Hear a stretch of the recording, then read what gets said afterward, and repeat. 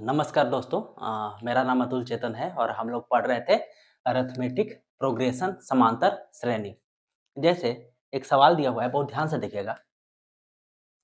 5, 11, 17, 23 ऐसे ही लिखते जा रहे हैं। ठीक है, कह रहा है कि अगर हम ऐसे ही लिखते जाएंगे तो 301 इस एपी का टर्म होगा कि नहीं।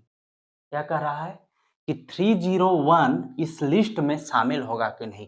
जैसे इस लिस्ट में 11 शामिल है ना, ये जो लिस्ट है, ठीक। तो इस लिस्ट में 11 है, 17 है, 23 है। इसी तरह से हम अगर लिखते जाएंगे तो 301 कितना, 301 301 इस लिस्ट में शामिल होगा कि नहीं। सवाल ये, सवाल तो समझ गए होंगे। 301 इस एपी का पद होगा कि नहीं। ठीक है, तो कैसे हम सोचेंगे, बहुत आप इसको दिमाग लगाइए, कैसे हम सोच सकते हैं इस सवाल को।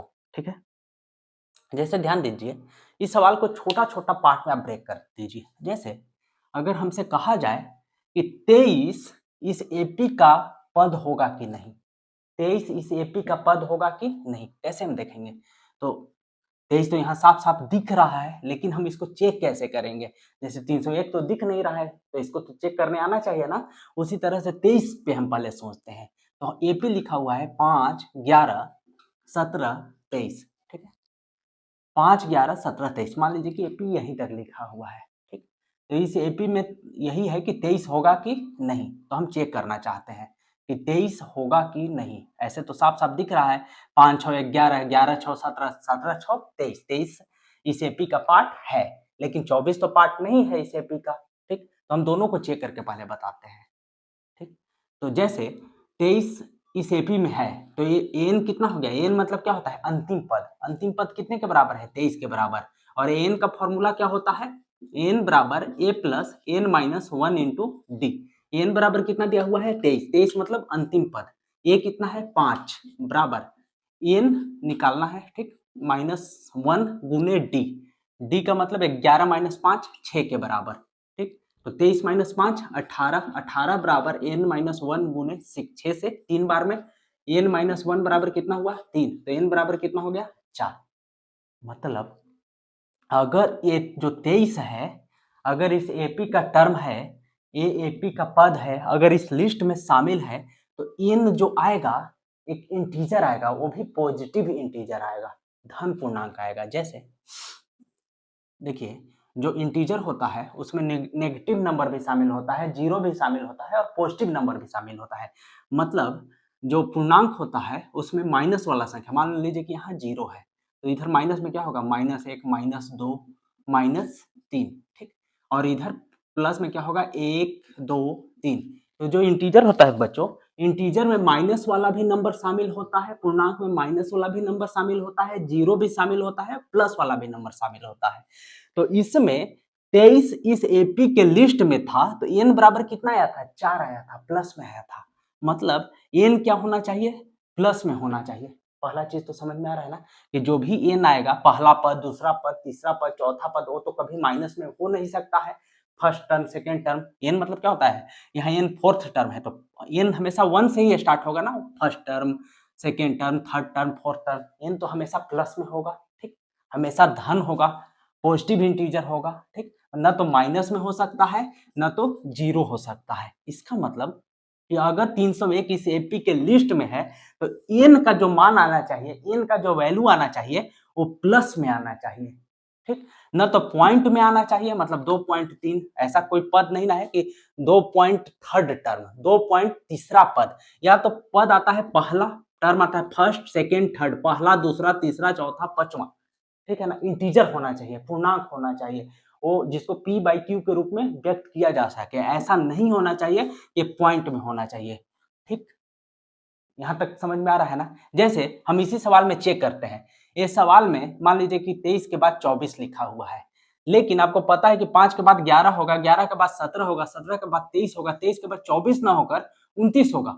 आपको ये पता है कि 23 के बाद 29 होगा, 24 होगा ही नहीं। ये तो आपको यहाँ दिख रहा है, लेकिन अगर चेक करने के लिए दिया जाए कि 24 इस एपी के लिस्ट में है कि नहीं, तो आप क्या करिएगा, लास्ट पद को 24 लिखिएगा, आपको पता है कि 23 के बाद 29 होगा, 24 तो होगा नहीं, तो हम 24 देखिए n बराबर क्या होता है a plus n minus 1 into D.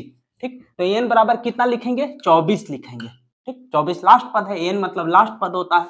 a कितना है 5 के बराबर, 5 plus n minus 1, n minus 1 into D, D का मतलब 11 माइनस 5, 11 में से 5 गया 6, किसी को माइनस ले सकते हैं, मतलब किसी को आप घटा सकते हैं, 11 17 लेंगे तो 17 में से 11 घटाना होगा।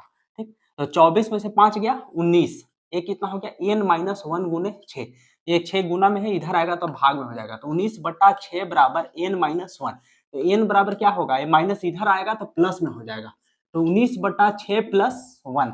देखिए इसको 6 से अगर आप ये डिवाइड करिएगा, 6 से 6 18, 1 0, 6 का 6, 4 0, 6 6 36, 4 0 6 6 36, 6 6 36 से बढ़ते जाएगा प्लस 1, देख रहे हैं ना, एक दशमलव पॉइंट में आ गया ना, 4.1666 ब्ला ब्ला जो भी आ रहा है, ये पॉइंट में आ गया है ना। ठीक है, ये तो समझ में आ रहा है ना, 6 18, 1 0, 6 का 6। ठीक है, मतलब यहाँ पर n जो आ रहा है वो पॉइंट में आ रहा है बच्चों। देखिए 24 इसका पद नहीं ना था, 24 इस एपी का टर्म नहीं ना था, 24 इस एपी का टर्म नहीं था, तो जो n का n का जो मान आ रहा है, n किस में आ रहा है पॉइंट में आ रहा है। 24 इस एपी का टर्म नहीं था, क्योंकि 23 के बाद 29 होता है, क्यों, क्योंकि 5 6 11, 11 6 17, 17 और 6 17 6 23, 23 6 29। ठीक, 24 इसका पद नहीं है, तो n किस में आ रहा है पॉइंट में आ रहा है, दशमलव में आ रहा है, और 23 इस एपी का टर्म है, तो n किस में आ रहा है पॉजिटिव आ रहा है, प्लस में आ रहा है, और साथ में इंटीजर आ रहा है, पूर्णांक आ रहा है। इसका मतलब कि अगर 301 इस एपी का टर्म होगा, इस एपी का पद होगा, तो n पॉइंट में नहीं आएगा, n इस तरह से 4 5 6 7 इस तरह से कोई ना कोई इंटीजर आएगा। हम यही इस सवाल के माध्यम से एक्सप्लेन करना चाहते हैं, तो आपको हो सकता है कि ये सवाल अब समझ में आ गया होगा। ठीक है, तो हम इसको बनाते हैं, तब तक आप कोशिश कीजिए, निकालिए कि 301 इस एपी का टर्म होगा कि नहीं।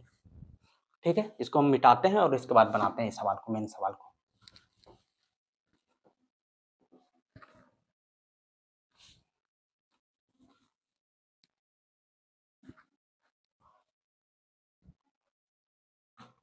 अगर ये 301 एपी का टर्म होगा तो कहीं ना कहीं तो इसमें 301 शामिल होगा ना, तो n बराबर कितना लिखेंगे 301।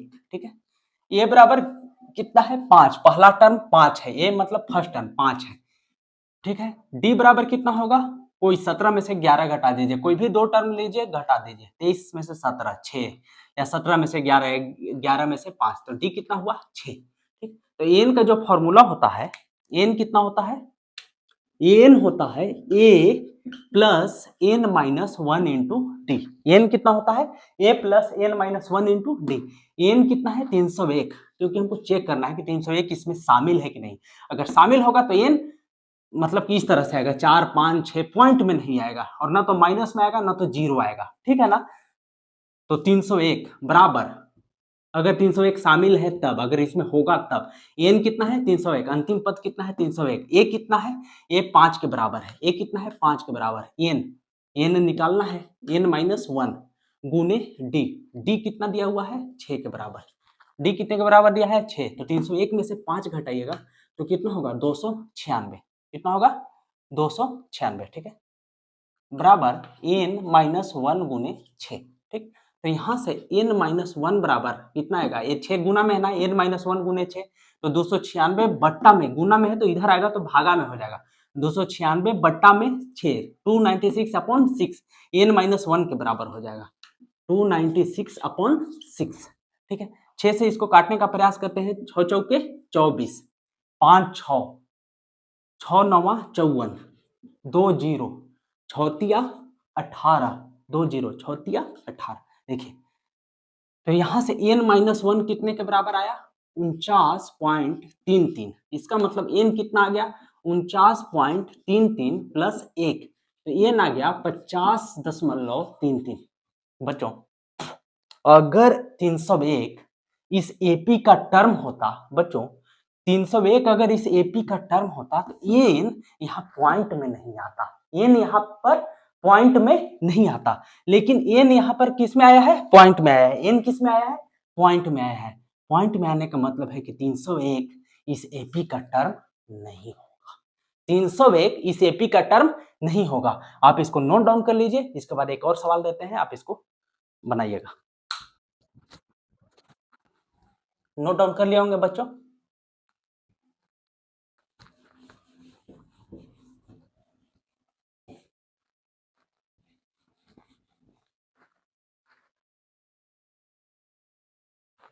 सवाल है, हाउ मेनी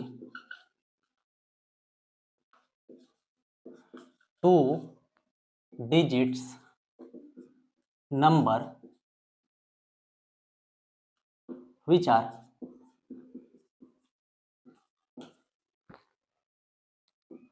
divisible by 3। 2 अंक की ऐसी कितनी संख्या है जो 3 से, 3 ऐसे लिखते हैं, 3 से विभाज्य है।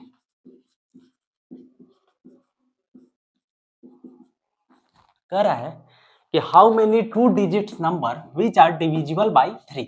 2 अंक की ऐसी कितनी संख्या है जो 3 से विभाज्य है। 3 से विभाज्य मतलब 3 से पूरा पूरा कट जाए। 3 से जब उसको भाग देंगे तो शेषफल या रिमाइंडर्स कितना आएगा? 0 आएगा। ठीक है, सबसे पहले कह रहा है कि हाउ मेनी 2 डिजिट्स नंबर, 2 अंक की ऐसी कितनी संख्या है। तो 2 अंक की संख्या शुरू कहां से होता है? 9 से तो नहीं होगा, 9 में तो 1 अंक है, 1 से लेकर 9 तक। 10 से 2 नंबर का 2 अंक का संख्या शुरू होता है।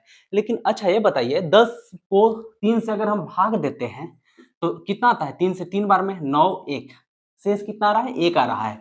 तो 10 तो नहीं ना लेंगे। 2 अंक की ऐसी कितनी संख्या है? ठीक है, तो जो संख्या स्टार्ट होगा वो 10 से तो नहीं होगा। 10 से 2 अंक का संख्या स्टार्ट हो रहा है, लेकिन 10 3 से डिविजिबल नहीं है। 3 से इसको पूरा पूरा भाग नहीं लगाया जा सकता है। 11 भी 3 से डिविजिबल नहीं है, क्योंकि रिमाइंडर या शेष कितना आता है? 2 आता है। 12 3 से पूरा पूरा डिविजिबल है। 3 से डिविजिबिलिटी का रूल ये है कि जैसे कोई ऐसे लिखा हुआ है 5, 6, 7, अगर हमको चेक करना है कि 567 3 से पूरा पूरा डिविजिबल है या 3 से पूरा पूरा विभाज्य है। विभाज्य होने मतलब शेष क्या होना चाहिए? 0 होना चाहिए।